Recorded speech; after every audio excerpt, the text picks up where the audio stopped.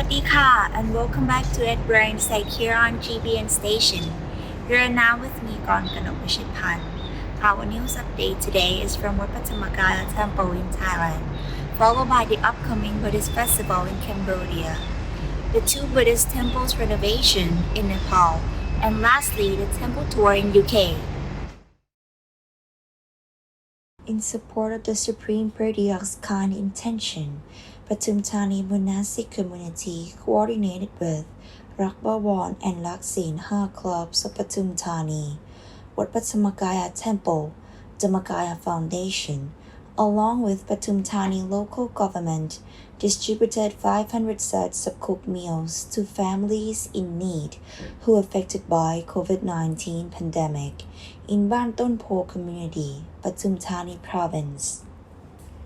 The food distribution started on September 9th at Shinawararam Wara Vihan Temple Hall with the participation of Venerable Prasamut Pananan Titimeto, Secretary of Bang Khayang District, Representative of Pathum Thani Monastic Community, Venerable Pramahanupon Punyashayo, Representative of Wat Pattamakkaya Temple, Kun Ong Aat Thamanitha, Representative of Dhammakaya Devotees, and Kanchana Suchali, Deputy District Chief of Mueang Pathum Thani. Amid nationwide pandemic prevention and control measures, Cambodia's Ministry of Cultures and Religions has permitted all Buddhist temples and monasteries across the country to celebrate the traditional Pashumban or Ancestor Day festival. According to a statement released by the Ministry of Cultures and Religions, Shesukon, Pashumban will be held from 22nd September to 6 October this year, followed by the month-long Kathina celebration from 22nd October to 15 November. Sukon said the Pashumban and Kathina celebration would be well organized, allowing Buddhists to participate without risk of being infected by COVID-19. Monasteries must follow strict safety guidelines from the Ministry of Health and local authorities to implement COVID-19 prevention measures. Pashumban is Cambodia's most important religious festival, during which Buddhists commemorate 7 generations of deceased ancestors. Pashum means coming together, while Ben means bowl of food in the Khmer language. The entire ceremony, held in the 10th month of the Pertubat, lasts 15 days. The first 14 days are known as Kanban, during which Buddhists take turns making offerings, and the last day is Bentom, the Great Offering. The reconstruction of Kagebriha, a 12th century temple revered by both Buddhists and Hindus in Barandaga of Sukhet, is finally complete. Kagebriha has been reconstructed in its original Sikha architectural style by using stone blocks with inscriptions and artistic images. According to the DOA, the artisans rebuilt the temple in its original form with the materials that were discovered during an excavation. The department has started excavation works at the ruins of Kage Vihar in 2001. According to Tresta, the excavation work has been completed within a few months, but it took time to finalize the design. Some 2,028 artifacts of archaeological and historical significance, including the statues of Lord Buddha, Saraswati, Lord Vishnu, Padma, and quail shells and chariot wheels were dug up during the excavation. Kage Vihar, spread over 180 acres of land, is believed to have been built in the 12th century, considered to be the only second to Lumpini in terms of archaeological and historical significance. The temple, which has statues of Lord Buddha, as well as numerous Hindu deities, stand as a symbol of religious harmony among the people of the region. According to archaeologists, the 12th century temple fell into ruin towards the end of the 16th century. The 300-year-old Daru Baha, a monastery based in Bhaktapur Timi municipality in Bhaktapur, has been renovated. The 3 centuries-old Buddhist temple, which could not be renovated for long, was largely damaged by the 2015 April earthquake. The renovation work started on the initiation of Mayor Ramadan Suhashesta. It was restored to its original structure. The local government has launched the efforts to conserve, renovate, and rebuild the cultural, natural, and historic heritages in the town as a campaign. The monastery, dating back to Nepal's about 825, was built during the reign of the 10th Malla king, Bhupatindra Malla. According to Monastery Reconstruction Consumers Committee, Shayananda Krishna Sesta, the 4 faces of the Buddhist temple are reconstructed according to the Malla era architectural style. So far, the Montapurtimi municipality has rebuilt and renovated 5 monasteries in the town. The Buddhapadipa Temple was the first Thai Buddhist temple to be built in the United Kingdom. It is a Buddhist center which aims to disseminate the teachings of the Buddha in the Theravada tradition. It is affiliated to the Royal Thai Embassy in London and has been in Wimbledon since 1976.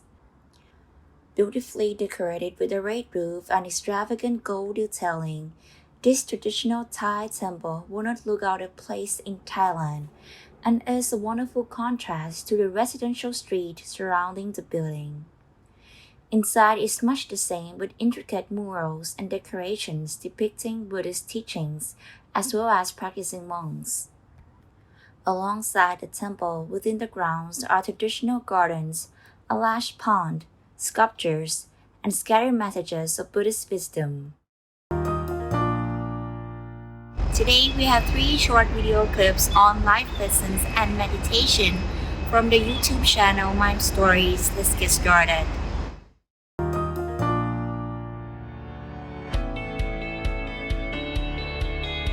Facing challenges in our life is something we have to do every day, right? They can't be avoided, but how we deal with them can be different. If you're going to consider life as investment, you consider investing your time and energy into something that brings you happiness or unhappiness. Investing your time and energy into something that brings you unhappiness doesn't sound like a good investment at all, right? And that's something that we should not do.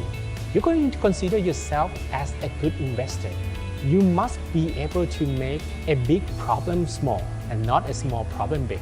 If we make every small problem in our life bigger, our life will never be able to achieve peace. And in our life, there are always big problems, small problems the whole time, and we can't avoid them.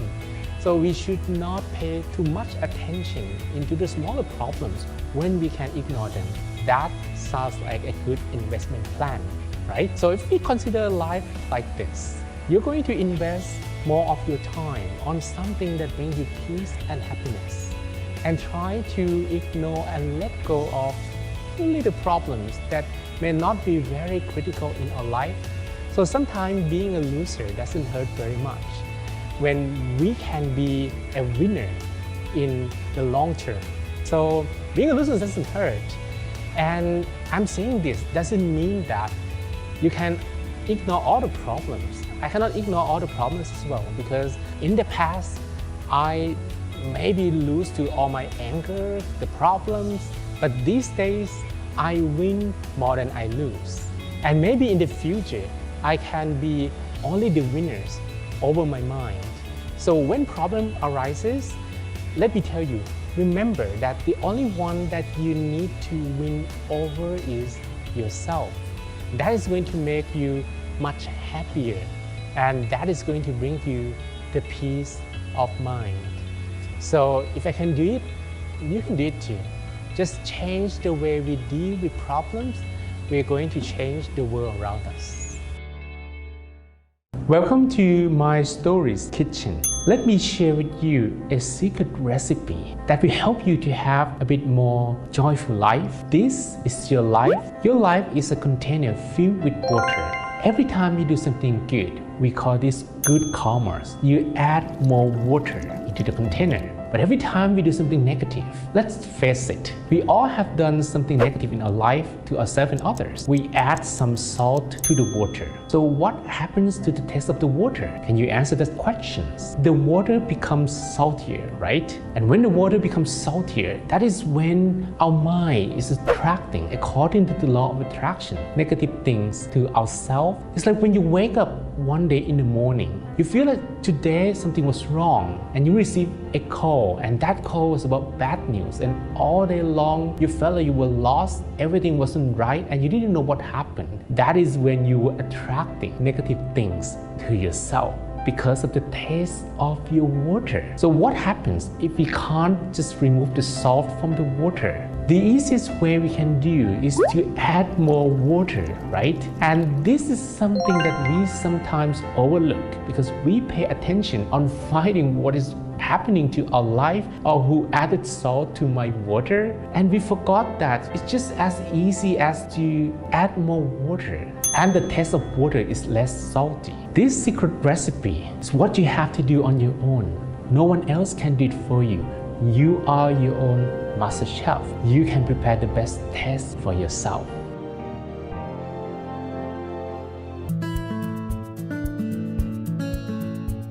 What is loving kindness meditation? Have you ever felt so good about yourself? Have you ever felt so thankful for everything in life, so overwhelmingly with joy that you want to hug anyone in the world?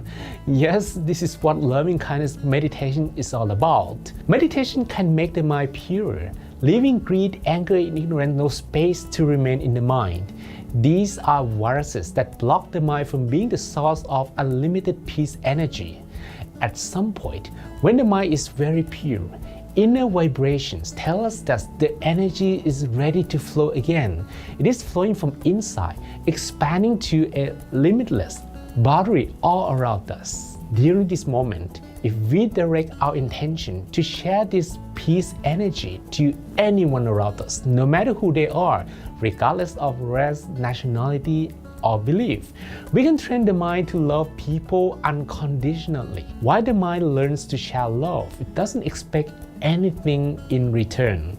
As the purity overflows from inside us, our intention can expand endlessly to all beings in our cities, states, countries, continents, and the whole world. It feels like we truly and passionately love everyone in the world. Greed, anger, and ignorance will be outperformed by the overflowing love and won't manipulate the mind anymore. When performed regularly, loving kindness meditation trains the mind to be used to such profound purity. The mind doesn't want to hold any more negative thoughts and emotions, and instead it just purely wants to forgive, to share, and to understand, which will really contribute to true inner peace in the society and the world.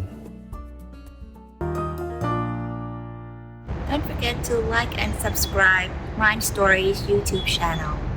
And now it's time for the Lord with us Dharma quote. Short is the life of human beings, or Brahmins, limited and brief. It is full of suffering, full of tribulation. One should wisely understand.